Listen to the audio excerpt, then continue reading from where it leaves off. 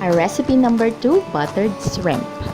So, ang ating mga kailangan or the ingredients are shrimp, butter, garlic, ginger, and salt. Yun yung mga main ingredients. Pero there are 2 other ingredients na optional yung gamitin. It's a 7-Up or Sprite for the marinade and then pepper to taste. So, depende yan sa inyo.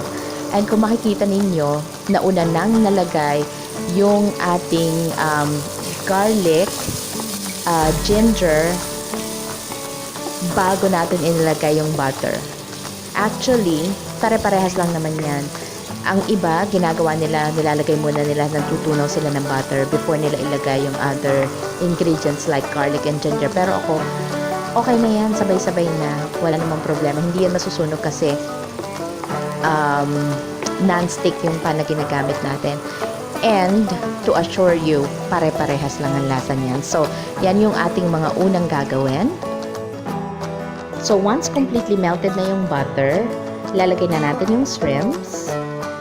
Ayan, habang kumukulo-kulo siya. Yung size na ginagamit natin is just the medium size. Kasi ayoko naman yung sobrang maliit. Ayoko rin yung sobrang malaki kasi nakakaumay. So, ayan, ang ginagawa ko lang, dinadamihan ko yung garlic dahil pag naluto na yan with the butter at sobrang malambot, ang sarap sa mainit na kanin. So, yan yung gusto kong madami talaga. And then, minarinate ko na to sa Sprite kanina. And yung natira nating marinade, ilalagay natin sa kanya para sa added flavor. Optional din to sa inyo katulad na nasabi ko kanina. Kasi meron naman na hindi nila bet yung ganito. Okay lang din. Yung pagkalinis nyo ng shrimp, okay na yun. Diretso na wala ng marinade. And then, mabilis lang itong malutong shrimp. Pag nag-change siya ng color, okay na yan. Ang ilalagay lang din natin na optional sa inyo is paminta kasi ako gusto ko yung medyo may konting anghang. So, yun. And, depende sa panlasa ninyo.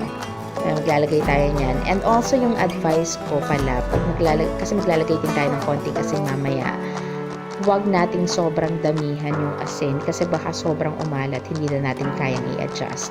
So, mas mabuti na medyo kulang ng konti sa alat and then later on, pwede nating dagdagan instead na sobrang alat na kagad. Usually, mahirap na yung i-adjust. So, yan lang. Babalik na rin natin and okay na yan. Maya-maya pakukuluin lang ng konti. At ito na siya ang ating buttered shrimp. Nilagyan lang natin ng konting arte na broccoli para sa plating. And ready to eat na yan. So, I hope you like this video and please subscribe!